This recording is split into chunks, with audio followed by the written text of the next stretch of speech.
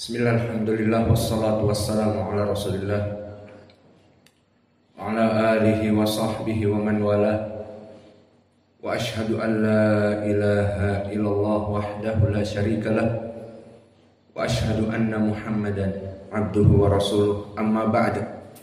Alhamdulillah, fi hadal yawm yawmul itsnain 21 min syahri Dzul Qa'dah 1446. Mazilna fi darsina fi kulliyati raqa'iq min kitab Riyadhus Shalihin fi babin jadid fi bab al-iqtisad fil ibadah.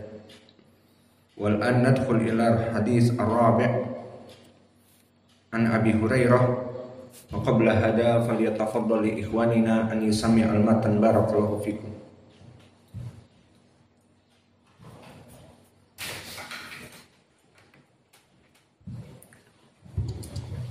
قال المؤلف رحمه الله تعالى وعن ابن مسعود رضي الله عنه أن رسول الله صلى الله عليه وسلم قال هلك المتنطعون قالها ثلاثا.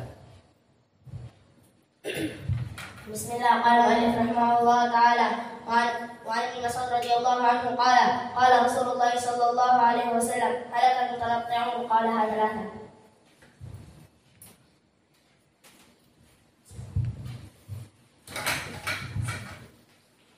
بسم الله. قال المؤلف رحمه الله تعالى وعن ابن مسعود رضي الله عنه قال رسول الله صلى الله عليه وسلم هلك المتنطعون قالها ثلاثة.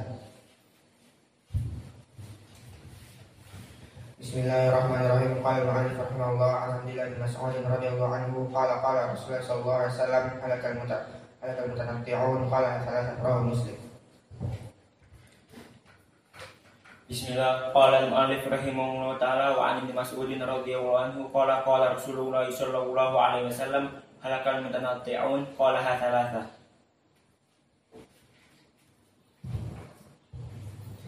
Bismillah. Qala al-mu'allif rahimahullah ta'ala 'an ibn Mas'ud radhiyallahu anhu anna Nabiy sallallahu alaihi wasallam qala halakal mutanatti'un qalaha thalatha. Rawahu Muslim.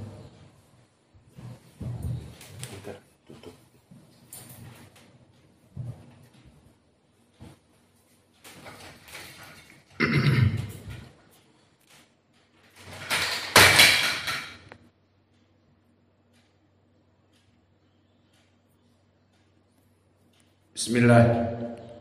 Qala an-Nawawi rahimahullahu ta'ala fil hadis ar-rabi' di hadis yang keempat, an Abi Hurairah radhiyallahu anhu anin Nabi sallallahu alaihi wa ala alihi wasallam qala inna ad-dina yusrun wa lan yushadda ad-dinu illa ghalabah fasaddidu wa qaribu wa abshiru wasta'inu bil ghadwati wa rauhati wa syai'in minadul jati.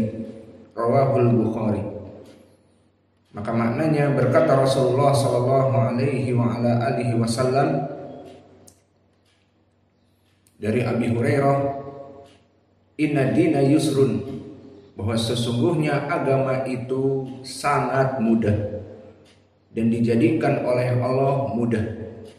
Walan yushadda dinu illa ghalabahu, maka yang memperberat dan ekstrim dalam peribadatan di dalam agama ini, dia akan kalah. Agama tetap dan dianya yang akan menjadi tersesat. Wa qaribu fasaddidu wa qaribu wa abshiru, maka beribadahlah kepada Allah dengan penuh semangat. Wa qaribu, atau dengan yang agak sedang. Wa abshiru, maka berikanlah kabar gembira kepada mereka orang-orang yang taat kepada Allah untuk diangkat derajatnya di dunia dan di hari akhirah masuk kepada surga. Wasta'inu, dan mintalah bantuan pada sholat bil gudwati, sholat di pagi hari, warauhati, sholat di petang hari, wa syai'in minadul jati, dan di penghujung-penghujung malam. Maka hadis ini barakallahu fikum masuk kepada pendalilan al-iktisad fil ibadah, di mana Nabi mengatakan inna dina yusrun, bahwa agama ini sangatlah mudah. Maka Nabi membawa agama ini dengan mudah, tidak berat, menyuruh manusia untuk melaksanakan peribadatan kepada Allah secara tauhid saja, dan ini perkara yang mudah. Daripada kita melaksanakan sesembahan kepada 360 patung seperti zaman kufar Quraisy dan menyembah kepada 4 togut yang besar, Lat, Uzza, Manah, dan Hubal, maka menyembah kepada Allah yang satu sangat mudah dan tidak ada yang benar kecuali hanya diberikan kepada Allah, bukan kepada makhluk ciptaan Allah Jalla wa'ala. Maka pendalilan agama ini adalah mudah. Maka seperti keumuman ayat di surat Al-Baqarah yang kita lewati, yuridullahu bikumul yusr wala yuridu bikumul usr. Dan juga Allah berfirman di surat Al-Maidah, ma yuridullah liyaj'ala alaikum min harajin, bahwa Allah tidak menginginkan di dalam agama ini membuat kesukaran, min haraj, membuat kesusahan. Dan Allah berfirman, wa ma ja'ala alaikum fid dini min harajin, kami tidak menjadikan agama ini perkara yang sangat memberatkan. Maka di dalam ayat yang lain juga Allah berfirman, fattaqullah mastata'tum, bertakwalah kalian kepada Allah semampu kalian. Maka adilah ini semuanya menunjukkan bahwa asal dari agama ini sangatlah mudah. Maka barang siapa yang mempunyai kesukaran dalam agama ini wajib dipermudah. Dan ini kaidah di dalam qawaid al-fiqhiyah, at-taisir atau al-masyaqqah tajlibu taisir. Semua perkara yang berat di dalam agama ini maka membutuhkan kepada kemudahan.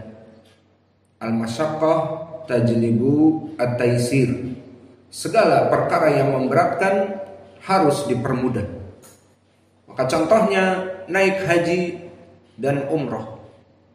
Tidak semua orang diperintahkan untuk naik haji, hanya orang-orang yang mampu saja. Maka Allah berfirman di Al-Quran, walillahi 'alan nas hijjul bait man istata'a ilaihi sabila. Maka bagi Allah diwajibkan untuk manusia agar naik haji bagi mereka yang mampu. Man istata'a ilaihi sabila, bagi mereka yang mampu saja. Maka agama ini sangat mudah. Dan begitu pun di dalam puasa disebutkan, faman kana minkum maridan aw ala safarin fa iddatun min ayyamin ukhra. Barang siapa di antara kalian masuk Ramadan dan sakit di siang Ramadan, berbuka, tidak apa-apa. Atau safar, melelahkan, berbuka, namun fa'iddatun min ayamin ukhar, maknanya harus dibayar di hari yang lain selain dari Ramadan. Maka ini pun menjadi pendalilan tentang permasalahan agama ini dibangun dengan kemudahan. Maka jika ada yang mendapati agama ini dalam keadaan kesukaran, maka permudahlah. Maka contoh mempermudah di dalam permasalahan misalnya sholat berjamaah. Maka sholat berjamaah adalah wajib. Dan permasalahan sholat berjamaah baik duhur ataupun asr yang wajib tersebut, jika kemudian hujan, bagaimana? Maka disebutkan di dalam hadis diriwayatkan oleh Imam Al-Bukhari dari Ibnu Abbas, dikatakan muadzin sallu fi buyutikum, di riwayat sallu fi rihalikum. Maka di sini diberikan rukhsah. Tidak kita dalam keadaan hujan deras menerobos hujan, menjadi basah kuyup dan lari-lari terpeleset. Kemudian terkena pakaian kita basah semua. Tidak ada di dalam Islam perkara yang menyebabkan kesukaran. Maka begitu pun di dalam sholat, jika sendirian dalam keadaan sakit, panas, dan semua dari badan ini merasa sakit, persendian terasa sakit dan ngilu dan gemetar, kedinginan, maka disebutkan di dalam hadis, yang mana hadis ini muttafaqun alaih juga, dari Imran ibn Husain, berkata Rasulullah sallallahu alaihi wa ala alihi wasallam, "Shalla aw shalli qa'iman, fa in lam tastati' fa qa'idan, fa in lam tastati' fa 'ala jambin." Maka salatlah asalnya dalam keadaan berdiri. Fa in lam tastati' fa qa'idan. Jika tidak mampu, tidak apa-apa duduk, dan pahalanya lebih rendah. Jika tidak mampu duduk, fa'ala jambin, maka berbaring ke arah kiblat jika mampu. Jika tidak apa-apa bagian kanan. Maka melaksanakan gerakan-gerakan sholat, hadir hatinya untuk melaksanakan niat sholat. Maka inilah dari asal dari agama ini perkara yang mudah. Maka jangan ada yang meninggalkan sholat dikarenakan aku sakit. Sakit apa? Sakit gigi. Yo, sakit gigi meninggalkan sholat. Jangankan sakit gigi, orang-orang yang sehat pun tidak pada sholat. Dipikirnya dunia sawit ini berapa harganya, dipikirnya karet itu berapa harganya. Wallahi, jika karet itu 1 kilo 1 miliar, maka kita tidak menjual agama kita untuk karet, untuk sawit. Maka sadarlah, hanya karena sawit tinggal di kebun tidak sholat, hanya karena sawit tinggal di kebun karet tidak sholat. Apa fungsi Allah menjadikan kalian hidup di muka bumi ini? Untuk beribadah. Wa ma khalaqatul jinna wal insa illa liya'budun. Tidaklah Allah menjadikan jin dan manusia untuk beribadah, untuk dimasukkan ke surga dan neraka. Maka di sini Allah menyebutkan bahwa asal dari ibadah itu mudah. Semua diberikan rukhsah dalam perkara-perkaranya. Dan Nabi mengatakan walan yusaddad dina ahadun illa ghalabahu. Maka tidaklah seseorang yang menuntut agama ini dengan keras, dengan ekstrim, kecuali dia yang akan kalah. Sesuai dengan hadis Ibnu Mas'ud yang telah lalu apa? Halakal mutanatti'un. 3 kali halakal mutanatti'un, halakal mutanatti'un. Maka celakalah orang-orang yang al-mutanatti'un, orang-orang yang dalam keadaan ekstrim dalam beribadah. Dan telah kami contohkan makna ekstrim dalam peribadatan ataupun dalam akidah. Maka kita tidak boleh ekstrim. Telah kita contohkan di pelajaran yang lalu, tidak usah kita ulang. Maka dari kelompok yang ekstrim yang biasa di dalam akidah ataupun fikih, mereka adalah kelompok sesat kebanyakan seperti kelompok Al-Khawarij. Maka antum tahu kelompok Al-Khawarij disifatkan oleh Nabi, mereka itu yamrukuna sahma, yamrukuna minad-din kama yamrukuna sahma minar ramiyah. Maka mereka melaksanakan peribadatan namun mereka melenceng. Dan disebutkan ibadah-ibadah mereka sangat kuat. Bahkan disebutkan menyebabkan kalian itu merasa diri tidak ada apa-apa dibanding ibadahnya mereka. Kening-kening mereka hitam sholat malam. Dan juga berpuasa di siang hari. Namun akidah mereka rusak. Maka mereka dari segi akidah mengatakan orang-orang pendosa besar jika tidak bertobat maka kekal di api neraka. Maka ini adalah akidah yang salah. Maka orang-orang yang mati dalam keadaan dosa besar belum bertobat, misalnya seorang pelacur mati di atas ranjang dan seorang pemabuk mati mencekik botol, maka di sini dalam keadaan su'ul khotimah, bagi mereka kekal di api neraka. Maka ucapan mereka ini ekstrim, menyebabkan mereka hidup di dunia ini menjadi ekstrim. Mereka sangat jauh kepada dosa, alhamdulillah, namun ekstrim. Bagi orang-orang yang mati dalam keadaan berbuat dosa pun mereka mengkafirkannya. Maka kehidupan mereka jauh dari Al-Quran, di mana di Al-Quran dan Sunnah menyelisihi pendapat mereka yang salah. Orang mati yang dalam keadaan dosa besar dan belum bertobat tidak kekal di api neraka. Menurut pendapat ahli sunnah yang benar, mereka tahta masyiatillah. Jika Allah ingin mengadabnya, Allah mengadabnya. Jika tidak, Allah masih mengampuninya karena dia ahli tauhid. Namun mati dalam keadaan melaksanakan dosa. Contohnya seperti di dalam hadis yang tidak diterima, misalnya hadis di Sahih Al-Bukhari dari Sahal Ibn Sa'ad. Ingat kalian bagaimana seseorang yang berjihad bersama Nabi. Maka dikatakan oleh Nabi, man arada an yamdura ila rajulin min ahli nar falyamdur ila hada. Barang siapa yang menginginkan seseorang melihat penghuni api neraka, lihat kepada orang ini. Maka semua sahabat kaget.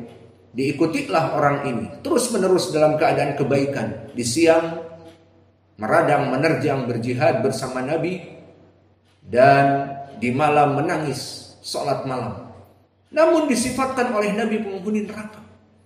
Maka setelah itu diketahui dia di suatu peperangan yang dahsyat tidak bisa kembali ke base camp Nabi karena juriha, terkena luka yang parah, tidak bisa balik kepada Nabi. Maka akhirnya fastajalal maut bidubabati sayfihi. Orang ini istijal al maut, maknanya bunuh diri. Maka bunuh diri termasuk dosa besar apa tidak?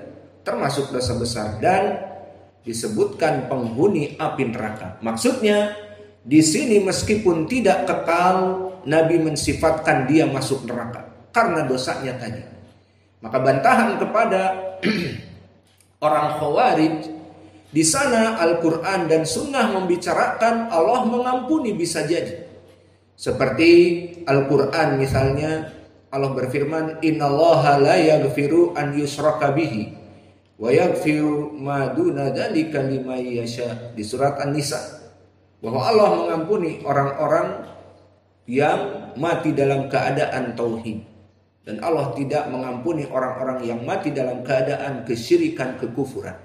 Jadi seorang muwahhid seperti tadi sahabat berperang bersama Nabi namun bunuh diri, maka asalnya tahta masyiatillah, Allah bisa mengampuni dosa-dosanya. Adapun orang Khawarij mengatakan tidak harus kekal di neraka. Ini dibantah di dalam ayat ini, dan juga hadis yang masyhur apa? Hadis Bitaqah. Disebutkan di hadis Bitaqah orang yang mempunyai 99 amalan yang buruk. Maka disebutkan di dalam hadis akhir, namun dia seorang muwahhid, maka Allah mengeluarkan dari hatinya bitaqah la ilaha illallah. Seorang muwahhid akan mendapatkan la ilaha illallah kar. Bitaqah la ilaha illallah. Maka ditimbang bitaqah ini dengan 99 gulungan amalan buruknya. Orang ini putus asa. Ya Rabb, ma hadhihi sijilat ma hadhil bitaqah. Ya Rabb, perbuatanku 99 yang tertulis di kertas-kertas gulungan yang besar itu tidak ada bandingannya dengan bitaqah la ilaha illallah, bitaqah tauhid. Aku hanya dulu menjauhi kesyirikan, itu saja. Namun hidupku bergelimang dengan dosa. Dan dohirnya dia sholat. Karena orang yang tidak sholat kafir, keluar dari Islam. Maka apa setelah itu? Fatosyati sijillat wa thaqulatil bitaqah. Ditimbang, gulungan 99 ini terangkat menjadi ringan, dan kalimat atau bitaqah la ilaha illallah kart menjadi berat. Maka orang ini diselamatkan. Maka kesimpulannya, orang yang mati ini diampuni oleh Allah tahta masyiatillah, bukan kekal di api neraka. Dan banyak hadis-hadis yang lain bantahan kepada Khawarij, di antaranya diriwayatkan oleh Abi Dawud dari berbagai sahabat, di antaranya Anas, syafaati li ahlil kabair min ummati, bahwa syafaatku, kata Nabi, menyelamatkan orang-orang yang penuh dosa di hari kiamat kelak. Maka para pendosa di hari kiamat bisa jadi dipindahkan ke surga dan tidak kekal di api neraka dikarenakan syafaat Nabi. Dan hadis ini hadis yang sahih, disahihkan Syekh kami Mukbil juga di Jami' Sahih rahimahullah. Dan juga tentang permasalahan Khawarij, dari kesalahan mereka syaddidu, maka dalam akidah mereka tasyaddud, sehingga mereka mengkafirkan Utsman dan demo membunuh Utsman radhiyallahu anhu, seorang sahabi yang sudah dijelaskan masuk surga seperti di hadis-hadis yang banyak dari penduduk ahlu surga, dan dipuji khulafa ar-rasyidin al-mahdiyyin. Dia termasuk dari para pemimpin yang diberikan hidayah oleh Allah, maka dibunuh oleh mereka, dikufurkan. Inilah dari bagaimana ekstrimnya mereka. Dan mereka menghafal Al-Quran, dan mereka bacaannya sangat baik, dan mereka berpuasa di siang hari, dan mereka di malam hari sholat dan menangis. Namun agama mereka ekstrim dalam ibadah dan dalam fikih dan akidah. Contoh akidah tadi, maka akhirnya mengkafirkan juga Ali radhiyallahu anhu, dikafirkan dan dibunuh oleh Abu Lu'lu'ah, oleh Abdurrahman ibnu Muljim.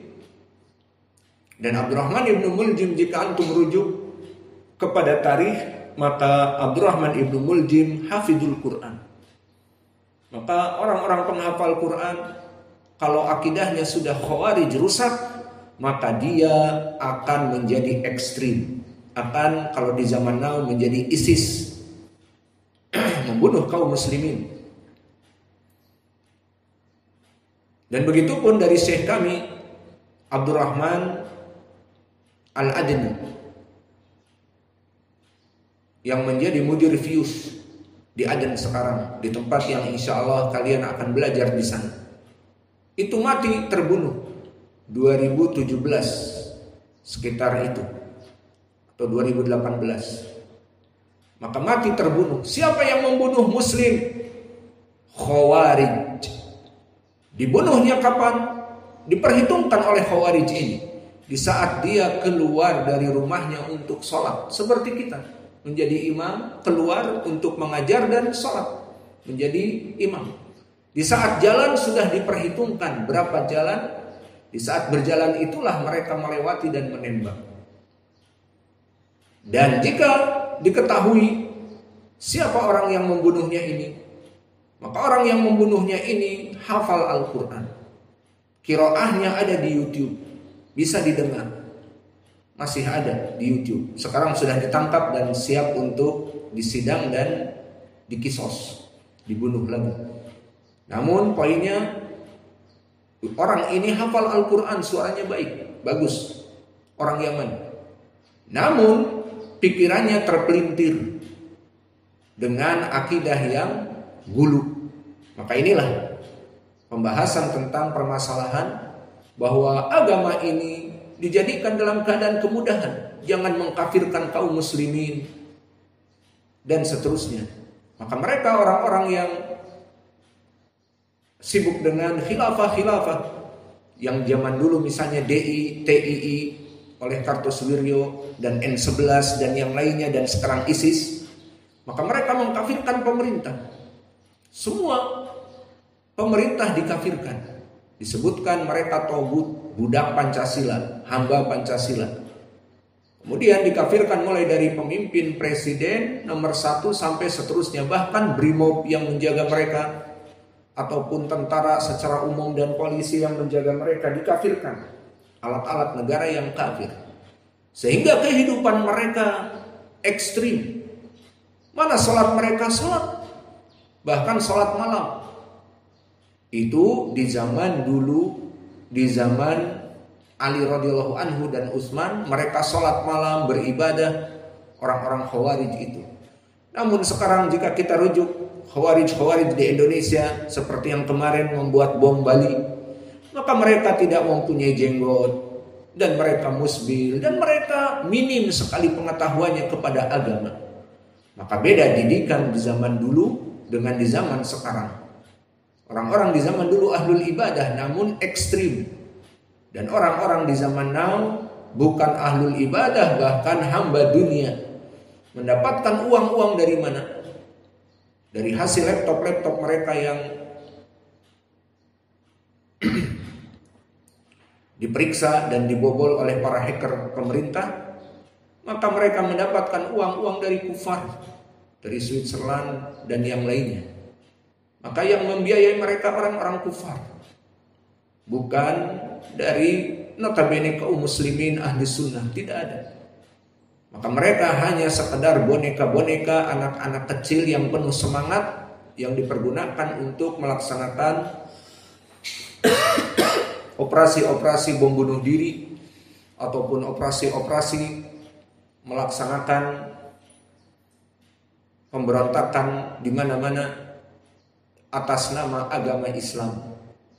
Maka inilah dari asas mereka orang-orang Khawarij, dari segi akidah mereka menyeleneh.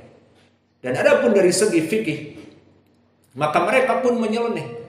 Seperti hadis dari Aisyah, yang mana seseorang menanyakan kepada Aisyah dari perempuan, "Wahai Aisyah, apakah perempuan yang haid taqdi shalah? Apakah perempuan yang haid itu mengqadha salatnya?" Jadi perempuan haid diqadha salatnya. Maka Aisyah yang cerdas paham bahwa ini ucapan dari mana sumbernya. Langsung dikatakan, "Aharuriyatun anti?" Apakah anti dari kelompok Haruriyah, yakni kelompok Khawarij? Kelompok Khawarij dinamakan Haruriyah karena mereka keluar dari desa bernama Haruro di zaman Ali. Maka mereka sekitar 4.000, disebutkan di tarikh yang sahih Al-Bukhari juga ada kisahnya. Mereka keluar untuk memberontak Ali 4.000. Kemudian Ali radhiyallahu anhu mengutus para ulama muda, Ibnu Abbas, Ibnu Umar, mendakwahi mereka. Faraja'a alfan, fabaqiya alfan. Maka kembali 2.000 orang dari 4.000 Khawarij ini bertobat kepada Allah. Astagfirullah, kami dalam keadaan ekstrim. Kembali, tinggal 2.000 dari mereka dan ingin menghancurkan Ali radhiyallahu anhu yang merupakan kekuasaan yang besar. Maka disebutkan di tarikh 2.000 itu dihancurkan dengan mudah. Karena 2.000 kembali kepada sunnah, bergabung, dan kekuatan kaum muslimin sekitar 10.000 melawan mereka 2.000. Maka hancur luluh lantak Khawarij zaman dulu. Adapun Khawarij zaman now, maka lebih lemah dari ibadah mereka. Kebanyakan mereka pengikut hawa nafsu, pecinta dunia. Orang-orang Khawarij di zaman now ingin memberontak agar dapat jabatan dan seterusnya. Al-muhim, mereka juga salah dari segi fikih ekstrim. Bagi mereka sholat itu diqadha. Jadi perempuan sekarang sepekan haid, sehari sholat 17 rakaat ya, dari fajar sampai isya. Nah kali 7, 17 kali 7 berapa? Nah disitulah dia harus membayar qadha. Jadi setelah selesai dari haid, sholat berapa rakaat? Itulah kebodohan dan keekstriman dari ibadahnya orang-orang Khawarij. Maka Aisyah mengatakan, "Aharuriyatun anti?" Apakah anti dari kelompok Al-Khawarij yang mengatakan bahwa sholat itu diqadha? maka janganlah ekstrim dalam beribadah. Maka hadis ini barakallahu fikum menjelaskan tentang iktisad di dalam beribadah, agar kita beribadah dengan baik dan benar dan tidak ekstrim. Maka kita terjemahkan, An Abi Hurairah radhiyallahu anhu qala inna dina yusrun lan yusadda ad-dinu illa ghalabah. Nabi Muhammad sallallahu alaihi wasallam said, the religion of Islam is easy, and whoever makes the religion a reward, it will overpower him. Maknanya bahwa barang siapa yang membuat agama ini menjadi keras, ekstrim, maka dia akan dikalahkan, karena agama ini agama yang mudah. Fasadidu wa qaribu wa abshiru wasta'inu bil gudwati wa rauhati wa syai'in minadul jadi. So Nabi Muhammad sallallahu alaihi wasallam said, so follow a middle course. Maka ikutilah pertengahan-pertengahan dalam ibadah. If you can't do this, jika kamu tidak mampu, maka laksanakanlah peribadatan-peribadatan kepada Allah dengan melaksanakan salat di pagi hari dan melaksanakan salat di petang hari dan sedikit dari waktu-waktu malam. Maka ini poin pendalilan kita agar kita tidak menjadi ekstrim di dalam peribadatan dan agar kita melaksanakan agama ini tengah-tengah. Tidak bermudah-mudahan, ayo ibadah sekarang besok. Ayo laksanakan amal ibadah sekarang malas. Ayo menuntut ilmu, gak usah menuntut ilmu. Yang penting cari duit. Apa sih menuntut ilmu? Kan agama sudah jelas, salat 5 waktu dan seterusnya. Ataupun ayo melaksanakan peribadatan nanti saja, tidak bermudah-mudahan dan tidak berlebih-lebihan. Maka yang sunnah dikatakan sunnah, bukan yang sunnah dikatakan bid'ah dan seterusnya. Wa naktafi ila huna wa jazakumullahu khairan wa barakallahu fi ilmikum. Subhanakallahumma bihamdika asyhadu an la ilaha illa anta astaghfiruka wa atubu ilaik.